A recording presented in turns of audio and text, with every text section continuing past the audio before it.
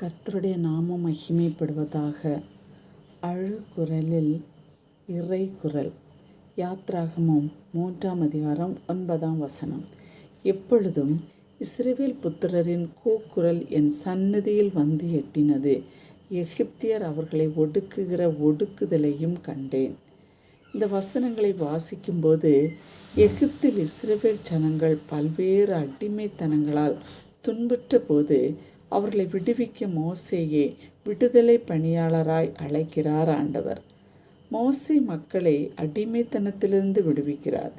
மனிதர்களின் அழுகுரலை கேட்ட ஆண்டவர் அவருடைய தாசனை அழைத்து அனுப்புகிறதை இங்கு பார்க்கிறோம்.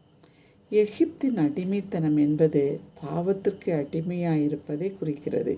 இன்று உலக மக்கள் பல வகையான பாவங்களினாலும் அவற்றால் வரும் விளைவுகளினாலும் வரும் வேதனைகளால் துன்பப்பட்டு சமாதானமும் மகிழ்ச்சியும் இழந்து காணப்படும் மக்களை சமாதானப்படுத்த, அவர்களை மகிழ்ச்சியாக்க, இறை அன்பின் மகத்துவத்தை எடுத்து கூற அவருடைய மகனாக மகளாக நம்மையும் அழைக்கிறார். நம்மை ஒப்பு கொடுப்போமா? இந்த மாபெரும் பணியை செய்ய நான் எம்மாத்திரம், என் குடும்பம் எம்மாத்திரம் என்று தயங்குகிறீர்களா? நான் உன்னோடு இருப்பேன் என்று கர்த்தர் கூறுகிறார். நம்முடைய சொந்த பலத்தால் ஊழியம் செய்ய முடியாது என்பது உண்மைதான். ஆனால் நம்மை அழைத்த தேவன் உண்மை உள்ளவர். மரண பரியந்தம் நம்மை நடத்துவார். இந்த மகத்துவ பணிக்கு நம்மை ஒப்பு கொடுப்போமா? நம்மையும் அவர் உயர்த்தி இந்த நாளிலும் மகிமைப்படுத்துவார். ஆமேன்.